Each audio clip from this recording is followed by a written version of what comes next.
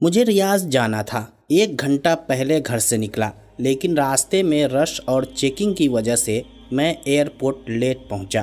جلدی سے گاڑی پارکنگ میں کھڑی کی اور دوڑتے ہوئے کاؤنٹر پر جا پہنچا۔ کاؤنٹر پر موجود ملازم سے میں نے کہا مجھے ریاض جانا ہے۔ اس نے کہا ریاض والی فلائٹ تو بند ہو چکی۔ میں نے کہا پلیز مجھے آج شام تک ریاض پہنچنا بہت ضروری ہے۔ اس نے کہا زیادہ باتوں کی ضرورت نہیں، اس وقت آپ کو کوئی بھی جانے نہیں دے گا۔ میں ایئرپورٹ سے باہر نکلا، حیران تھا کیا کروں۔ ریاض جانے کا پروگرام کینسل کر دوں یا اپنی گاڑی اسٹارٹ کر کے روانہ ہو جاؤں یا ٹیکسی میں چلا جاؤں۔ بہرحال ٹیکسی میں جانے والی بات پر اتفاق کیا۔ ایئرپورٹ کے باہر ایک پرائیویٹ گاڑی کھڑی تھی۔ میں نے پوچھا ریاض کے لیے کتنا لوگے؟ اس نے کہا 500 ریال۔ 450 ریال میں بڑی مشکل سے راضی کیا اور اس کے ساتھ بیٹھ کر ریاض کے لیے روانہ ہو گیا۔ بیٹھتے ہی میں نے اس سے کہا کہ گاڑی تیز چلانی ہے۔ اس نے کہا فکر مت کرو۔ واقعی اس نے خطرناک حد تک گاڑی دوڑانا شروع کر دی۔ اچانک مجھے اپنی والدہ کا خیال آیا۔ میں نے موبائل نکالا اور والدہ کو فون کیا۔ انہوں نے پوچھا بیٹے کہاں ہو؟ میں نے جہاز کے نکل جانے اور ٹیکسی میں سفر کرنے والی بات بتا دی۔ ماں نے دعا دی، بیٹے اللہ تمہیں ہر قسم کے شر سے بچائے۔ میں نے کہا انشاءاللہ جب میں ریاض پہنچ جاؤں گا تو آپ کو اطلاع دے دوں گا۔ قدرتی طور پر میرے دل پر ایک پریشانی چھا گئی اور مجھے ایسا لگ رہا تھا جیسے کوئی مصیبت میرا انتظار کر رہی ہو۔ اس کے بعد میں نے اپنی بیوی کو فون کیا۔ میں نے اسے بھی ساری بات بتا دی۔ اس کے بعد میں اپنی سوچوں میں گم ہو گیا۔ اچانک ڈرائیور کے سوال نے مجھے چونکا دیا۔ پوچھا کیا میں سگریٹ پی سکتا ہوں؟ میں نے کہا بھائی تم مجھے ایک نیک اور سمجھدار انسان لگ رہے ہو، تم کیوں خود کو اور اپنے مال کو نقصان پہنچا رہے ہو؟ اس نے کہا میں نے پچھلے رمضان میں بہت کوشش کی کہ سگریٹ چھوڑ دوں لیکن کامیاب نہ ہو سکا۔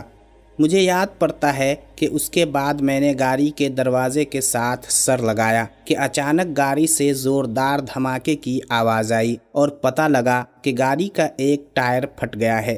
میں گھبرایا اور ڈرائیور سے کہا اسپیڈ کم کر دو اور گاڑی کو قابو کرو۔ اس نے گھبراہٹ میں کوئی جواب نہیں دیا۔ گاڑی ایک طرف نکل گئی اور قلع بازیاں کھاتی ہوئی ایک جگہ رک گئی۔ اس وقت اللہ تعالیٰ نے مجھے توفیق دی کہ میں نے زور زور سے کلمہ شہادت پڑھا۔ مجھے سر میں چوٹ لگی تھی اور درد کی شدت سے ایسا محسوس ہو رہا تھا کہ سر پھٹا جا رہا ہے۔ میں جسم کے کسی حصے کو حرکت نہیں دے سکتا تھا۔ میں نے اپنی زندگی میں اتنا درد کبھی نہیں دیکھا تھا۔ میں بات کرنا چاہ رہا تھا لیکن بول نہیں سکتا تھا، جبکہ میری آنکھیں کھلی تھی لیکن مجھے کچھ نظر نہیں آ رہا تھا۔ اتنے میں لوگوں کے قدموں کی آوازیں سنی جو ایک دوسرے سے کہہ رہے تھے کہ اسے ہلاؤ نہیں، سر سے خون نکل رہا ہے اور ٹانگیں ٹوٹ چکی ہیں۔ میری تکلیف میں اضافہ ہوتا چلا جا رہا تھا اور سانس لینے میں شدید دشواری محسوس ہو رہا تھا۔ مجھے اندازہ ہوا کہ شاید میری موت آ گئی ہے۔ اس وقت مجھے گزری زندگی پر جو ندامت ہوئی میں اسے الفاظ میں بیان نہیں کر سکتا۔ مجھے پتہ چلا کہ اب مجھے موت سے کوئی نہیں بچا سکتا۔ اس کے بعد لوگوں کی آوازیں آنا بند ہو گئی۔ میری آنکھوں کے سامنے مکمل تاریکی چھا گئی اور میں ایسا محسوس کر رہا تھا جیسے میرے جسم کو چھریوں سے کاٹا جا رہا ہو۔ اتنے میں مجھے ایک سفید ریش آدمی نظر آیا۔ اس نے مجھے کہا بیٹے یہ تمہاری زندگی کی آخری گھڑی ہے، میں تمہیں نصیحت کرنا چاہتا ہوں کیونکہ اللہ تعالیٰ نے مجھے تمہارے پاس بھیجا ہے۔ میں نے پوچھا کیا ہے نصیحت؟ اس نے کہا عیسائیت کی ترغیب۔ خدا کی قسم اس میں تمہاری نجات ہے۔ اگر تم اس پر ایمان لائے تو تمہیں اپنے گھر والوں کو لوٹا دوں گا اور تمہاری روح واپس لے آؤں گا۔ جلدی سے بولو، ٹائم ختم ہو رہا ہے۔ مجھے اندازہ ہوا یہ شیطان ہے۔ مجھے اس وقت جتنی بھی تکلیف تھی اور جتنا بھی اذیت سے دوچار تھا، لیکن اس کے باوجود اللہ اور اس کے رسول پر پکا ایمان تھا۔ میں نے اسے کہا جاؤ اللہ کے دشمن، میں نے اسلام کی حالت میں زندگی گزاری ہے اور مسلمان ہو کر مروں گا۔ اس کا رنگ زرد پڑ گیا۔ بولا تمہاری نجات اسی میں ہے کہ تم یہودی یا نصرانی مر جاؤ، ورنہ میں تمہاری تکلیف بڑھا دوں گا اور تمہاری روح قبض کر دوں گا۔ میں نے کہا موت تمہارے ہاتھ میں نہیں ہے، جو بھی ہو میں اسلام کی حالت ہی میں مروں گا۔ اتنے میں اس نے اوپر دیکھا اور دیکھتے ہی بھاگ نکلا۔ مجھے لگا جیسے کسی نے اسے ڈرایا ہو۔ اچانک میں عجیب قسم کے چہروں والے اور بڑے بڑے جسموں والے لوگ دیکھے۔ وہ آسمان کی طرف سے آئے اور کہا السلام علیکم۔ میں نے کہا وعلیکم السلام۔ اس کے بعد وہ خاموش ہو گئے اور ایک لفظ بھی نہیں بولے۔ ان کے پاس کفن تھے۔ مجھے اندازہ ہوا کہ میری زندگی ختم ہو گئی۔ ان میں سے ایک بہت بڑا فرشتہ میری طرف آیا اور کہا اے نیک روح، اللہ کی مغفرت اور اس کی خوشنودی کی طرف نکل آ۔ یہ بات سن کر میری خوشی کا ٹھکانہ نہیں رہا۔ میں نے کہا اللہ کے فرشتے، میں حاضر ہوں۔ اس نے میری روح کھینچ لی۔ مجھے اب ایسا محسوس ہو رہا تھا جیسے میں نیند اور حقیقت کے درمیان ہوں۔ ایسا لگا کہ مجھے جسم سے آسمان کی طرف اٹھایا جا رہا ہے۔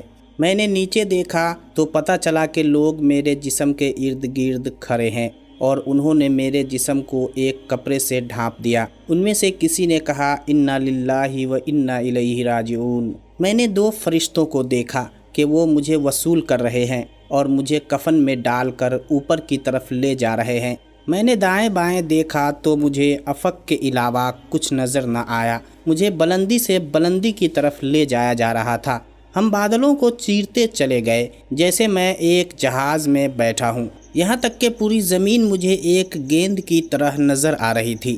میں نے ان دو فرشتوں سے پوچھا کیا اللہ مجھے جنت میں داخل کرے گا؟ انہوں نے کہا اس کا علم اللہ تعالیٰ کی ذات کو ہے، ہمیں صرف تمہاری روح لینے کی ذمہ داری سونپی گئی ہے اور ہم صرف مسلمانوں پر مامور ہیں۔ ہمارے قریب سے کچھ اور فرشتے گزر گئے جن کے پاس ایک روح تھی اور اس سے ایسی خوشبو آ رہی تھی کہ میں نے اپنی زندگی میں اتنی زبردست خوشبو کبھی نہیں سونگھی تھی۔ میں نے حیرانگی کے عالم میں فرشتوں سے پوچھا کہ کون ہے؟ اگر مجھے معلوم نہ ہوتا کہ اللہ کے رسول صلی اللہ علیہ وسلم دنیا سے رحلت کر گئے ہیں تو میں کہتا کہ یہ ان کی روح ہوگی۔ انہوں نے کہا کہ یہ ایک فلسطینی کی روح ہے جسے یہودیوں نے تھوڑی دیر پہلے قتل کیا جبکہ وہ اپنے دین اور وطن کی مدافعت کر رہا تھا۔ میں نے کہا کاش میں شہید ہو کر مرتا۔ اس کے بعد کچھ اور فرشتے ہمارے قریب سے گزرے اور ان کے پاس ایک روح تھی جس سے سخت بدبو آ رہی تھی۔ میں نے پوچھا کہ کون ہے؟ انہوں نے کہا کہ یہ بتوں اور گائے کو پوجنے والا ایک ہندو ہے جسے تھوڑی دیر پہلے اللہ تعالیٰ نے اپنے عذاب سے ہلاک کر دیا۔ میں نے شکر کیا کہ شکر ہے میں کم از کم مسلمان مرا ہوں۔ میں نے کہا میں نے آخرت کے سفر کے حوالے سے بہت پڑھا ہے، لیکن یہ جو کچھ ہو رہا ہے میں نے کبھی اس کا تصور نہیں کیا۔ انہوں نے کہا شکر کرو مسلمان مرے ہو، لیکن ابھی تمہارے سامنے سفر بہت لمبا ہے اور بے شمار مراحل ہیں۔ اس کے بعد ہم فرشتوں کے ایک بہت بڑے گروہ کے پاس سے گزر گئے اور ہم نے انہیں سلام کیا۔ انہوں نے پوچھا یہ کون ہے؟ میرے ساتھ والے دو فرشتوں نے جواب دیا کہ یہ ایک مسلمان ہے جو تھوڑی دیر پہلے حادثے کا شکار ہو گیا اور اللہ نے ہمیں اس کی روح قبض کرنے کا حکم دیا۔ انہوں نے کہا مسلمانوں کے لیے بشارت ہے کیونکہ یہ اچھے لوگ ہیں۔ میں نے فرشتوں سے پوچھا یہ کون لوگ ہیں؟ انہوں نے کہا یہ وہ فرشتے ہیں جو آسمان کی حفاظت کرتے ہیں اور یہاں سے شیطانوں پر شہاب پھینکتے رہتے ہیں۔ میں نے کہا یہ تو اللہ تعالیٰ کی بہت عظیم مخلوق ہے۔ انہوں نے کہا ان سے بھی زیادہ عظیم فرشتے ہیں۔ میں نے پوچھا کون ہیں؟ وہ بولے جبرائیل اور عرش کو اٹھانے والے فرشتے، اور یہ سب مخلوق ایسی ہیں کہ اللہ تعالیٰ کے حکم کی سرتابی نہیں کیا کرتے۔ وہ اللہ تعالیٰ کے دیے ہوئے کسی حکم کی نافرمانی نہیں کرتے اور جو حکم دیا جاتا ہے اسے بجا لاتے ہیں۔ اس کے بعد ہم مزید اوپر چڑھتے گئے یہاں تک کہ آسمانی دنیا پر پہنچ گئے۔ میں اس وقت ایک خوف اور کرب کے عالم میں تھا کہ نہ معلوم آگے کیا ہوگا۔ میں نے آسمان کو بہت بڑا پایا اور اس کے اندر دروازے تھے جو بند تھے اور ان دروازوں پر فرشتے تھے جن کے جسم بہت بڑے تھے۔ فرشتوں نے کہا السلام علیکم اور ان کے ساتھ میں نے بھی یہی الفاظ دہرائے۔ دوسرے فرشتوں نے جواباً کہا وعلیکم السلام، اور انہوں نے کہا رحمت کے فرشتے، ضرور یہ مسلمان ہی ہوگا۔ میرے ساتھ والے فرشتے نے کہا ہاں یہ مسلمان ہے۔ انہوں نے کہا تم اندر آ سکتے ہو کیونکہ آسمان کے دروازے صرف مسلمانوں کے لیے کھلتے ہیں۔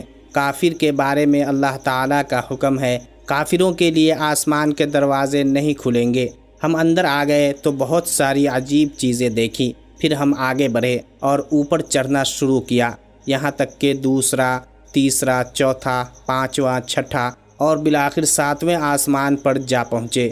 یہ آسمان باقی تمام آسمانوں سے بڑا نظر آیا، جیسے ایک بہت بڑا سمندر۔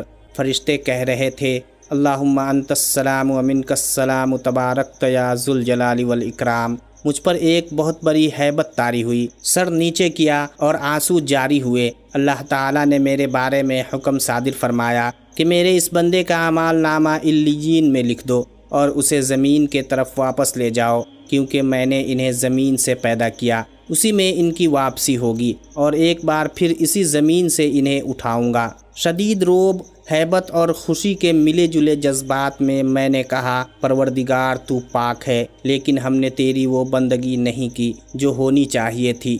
فرشتے مجھے لے کر واپس زمین کی طرف روانہ ہوئے اور جہاں جہاں سے گزرتے گئے دوسرے فرشتوں کو سلام کرتے گئے۔ میں نے راستے میں ان سے پوچھا، کیا میں اپنے جسم اور گھر والوں کے متعلق جان سکتا ہوں؟ انہوں نے کہا، اپنے جسم کو عنقریب تم دیکھ لو گے، لیکن جہاں تک تمہارے گھر والوں کا تعلق ہے ان کی نیکیاں آپ کو پہنچتی رہیں گی، لیکن تم انہیں دیکھ نہیں سکتے۔ اس کے بعد وہ مجھے زمین پر لے آئے اور کہا، اب تم اپنے جسم کے ساتھ رہو، ہمارا کام ختم ہو گیا، اب قبر میں تمہارے پاس دوسرے فرشتے آئیں گے۔ میں نے کہا، اللہ تعالیٰ آپ کو جزائے خیر دے، کیا میں پھر کبھی آپ کو دیکھ سکوں گا؟ تو انہوں نے کہا، قیامت کے دن، اور اس کے ساتھ ان پر ہیبت طاری ہوئی۔ پھر انہوں نے کہا، اگر تم اہل جنت میں سے نکلے تو ہم ساتھ ساتھ ہوں گے انشاءاللہ۔ میں نے پوچھا، جو کچھ میں نے دیکھا اور سنا، کیا اس کے بعد بھی میرے جنت جانے میں کوئی شک رہ گیا ہے؟ انہوں نے کہا، تمہارے جنت جانے کے بارے میں اللہ ہی بہتر جانتا ہے۔ تمہیں جو عزت و اکرام ملا وہ اس لیے کہ تم مسلمان مرے ہو، لیکن تمہیں اعمال کی پیشی اور میزان سے ضرور سابقہ پیش آنا ہے۔ مجھے اپنے گناہ یاد آئے۔ انہوں نے کہا، اپنے رب سے نیک گمان کرو، کیونکہ وہ کسی پر ظلم ہرگز نہیں کرتا۔ اس کے بعد انہوں نے سلام کیا اور بڑی تیزی سے اوپر کی طرف اٹھ گئے۔ میں نے اپنے جسم پر نظر دوڑائی، میری آنکھیں بند تھیں اور میرے ارد گرد میرے بھائی اور والد صاحب رو رہے تھے۔